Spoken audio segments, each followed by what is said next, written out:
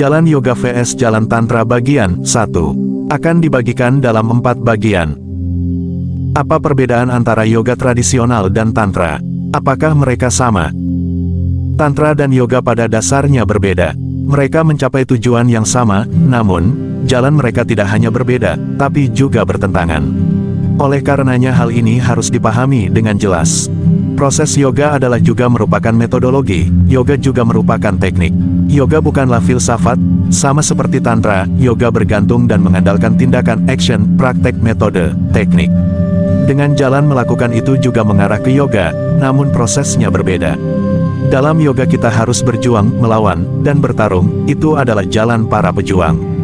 Di jalan tantra seseorang tidak harus berjuang sama sekali. Sebaliknya, kita harus mengumbarnya, tapi dengan kesadaran. Yoga adalah menekan dengan kesadaran, suppression with awareness, keinginan dan nafsu ditekan. Tantra adalah mengumbar dengan kesadaran. Tantra mengatakan bahwa apapun dirimu, tujuan yang paling akhir adalah tidak berlawanan, tidak bertentangan dengan dirimu itu. Ini adalah pertumbuhan, engkau dapat tumbuh sampai menjadi tujuan akhirmu. Tidak ada pertentangan antara dirimu dan realitas. Engkau adalah bagian dari realita, jadi tidak ada perjuangan dan perlawanan, tidak ada konflik, tidak diperlukan pertentangan terhadap hal-hal yang bersifat alami. Engkau harus menggunakan hal-hal yang alami pada dirimu, engkau harus menggunakan apapun yang secara alami ada padamu untuk mencapai keadaan yang melampaui segala sesuatu. Dalam yoga engkau harus berjuang melawan diri sendiri untuk mencapai keadaan yang melampaui segala sesuatu itu. Di dalam yoga, dunia dan moksha, pembebasan, engkau sebagai dirimu saat ini dan engkau sebagai yang nanti dapat engkau capai, adalah dua hal yang berlawanan. Dengan menekan, melawan, melenyapkan semua yang merupakan dirimu, engkau dapat mencapai yang tertinggi yang dapat dicapai. Di jalan yoga untuk mencapai yang melampaui itu artinya kematian. Engkau harus mati, diri yang lama harus mati, agar dirimu yang baru, agar dirimu yang sejati dapat terlahir. Dari sudut pandang tantra, yoga adalah bunuh diri halus di dalam dirimu, deep suicide. Engkau harus menentang dan membunuh dirimu yang alami, tubuhmu, nalurimu, keinginanmu, semuanya. Tantra mengatakan terima dirimu apa adanya. Tantra adalah penerimaan yang mendalam. Jangan membuat jarak antara engkau dan yang nyata, antara dunia dan nirvana. Jangan membuat jarak, tidak ada jarak untuk tantra, tidak ada kematian yang dibutuhkan. Untuk kelahiran kembalimu, kematian tidak diperlukan, tetapi, bergerak melewati dan melampaui. Untuk dapat bergerak melewati dan melampaui, gunakan dirimu sendiri, gunakan yang ada pada dirimu. Misalnya, seks ada dalam dirimu, sebagai energi dasar di mana engkau lahir melaluinya, lahir dengannya. Sel-sel dasar dari adanya dirimu dan tubuhmu adalah seksual, sehingga pikiran manusia berputar di sekitar seks. Dengan yoga engkau harus melawan energi seks ini. Melalui pertarungan ini engkau membuat sebuah pusat yang berbeda pada dirimu sendiri. Semakin engkau melawan, semakin engkau menjadi terintegrasi di titik pusat yang berbeda.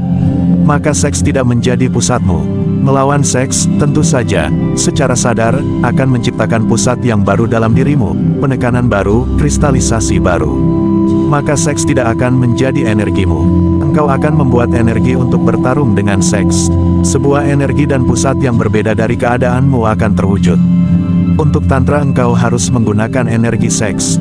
Jangan bertarung dengannya, tapi transformasikan. Jangan melihat seks dengan mata permusuhan, bersikap ramah dengannya. Ini adalah energimu, ia tidak jahat, tidak buruk. Setiap energi adalah alami.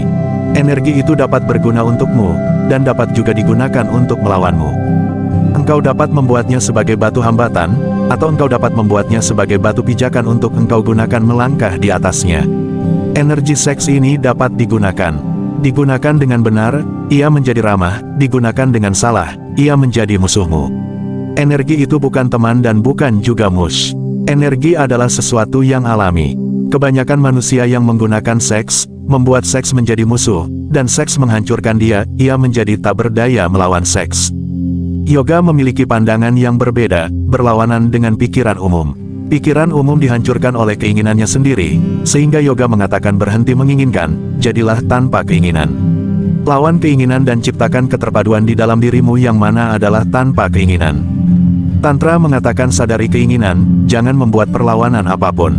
Bergerak dalam keinginan dengan penuh kesadaran, dan ketika engkau bergerak ke dalam keinginanmu dengan penuh kesadaran maka engkau melampauinya.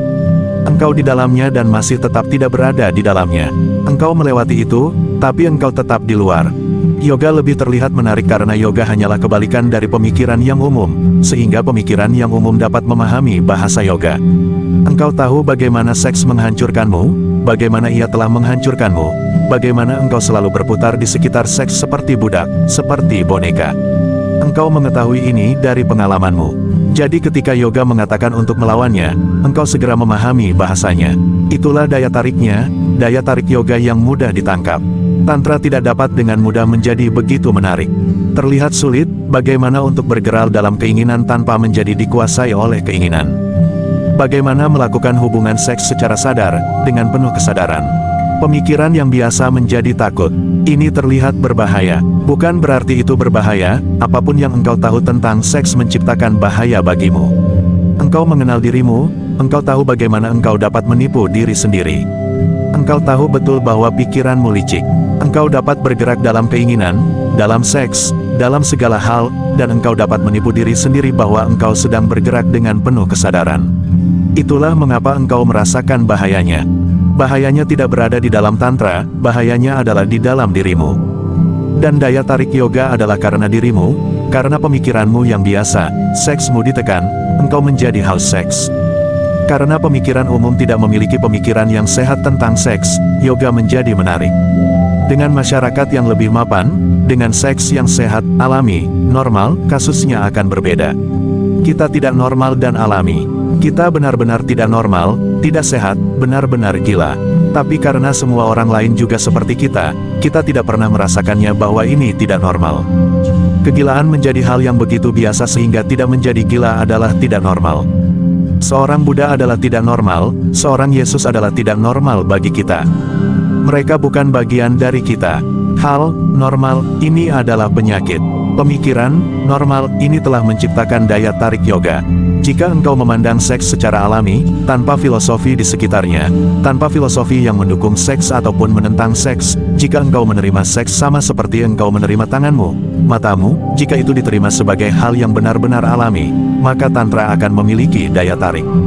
Dan hanya ketika itu tantra dapat berguna bagi banyak orang. Yang ingin belajar meditasi tantra berbayar, silakan join di kelas online dan offline yang saya adakan. Cara untuk join, dengan komentar di kolom komentar.